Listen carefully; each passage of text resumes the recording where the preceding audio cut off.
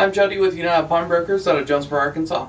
Today I have a customized World War II era Ithaca 1911A1.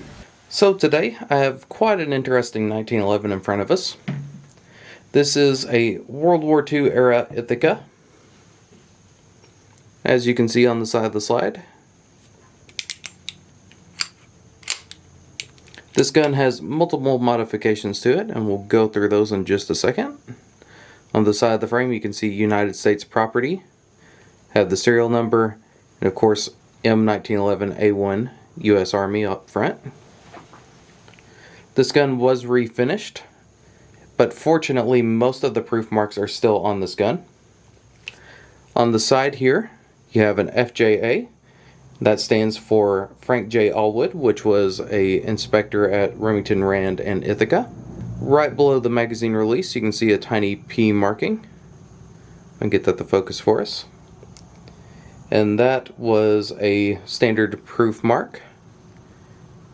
And up front you have a G indicator, which means that this was a government contract order. And it's kind of faded out, but on the back you have the Ordnance Department inspection stamp. So this gun does still retain most of its proof markings. I've not removed the grips to see if there is any others. But going through some of the modifications done to this pistol. First and foremost, it has been refinished with a nice shiny blue. It is no longer parkerized. Then for the trigger, it has a aftermarket trigger. This particular trigger was made in Mexico, which is kind of interesting.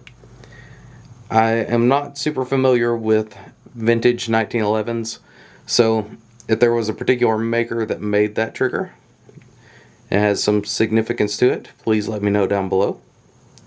The sights were replaced. For the rear, you have a fully adjustable rear target sight, and up front it has a large blade. For the grips, it has some pearl style grips on both sides. Very nice and smooth. And the last major modification that I have found is that it has had texturing added to the front and the back strap. And on this mainspring housing they did also remove that lanyard ring. But this gun is a government model. Has a capacity of 7+1. And once again, with me not being super familiar with these, I don't know if this is a period correct mag or a modern mag. But you do have a full-size grip. Have the standard grip safety on it. Had to worry about hammer bite just a little bit with this particular hammer spur. But you do have the single-sided safety.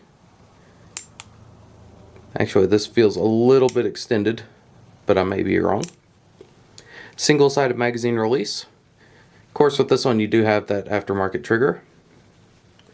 Single-sided slide stop, which also doubles as your takedown pin. Up top you have some nice cocking serrations on the rear. Then you have a 5-inch barrel. But overall, a really neat gun with some interesting history behind it. Definitely worth checking out. Come and see us. Thank you.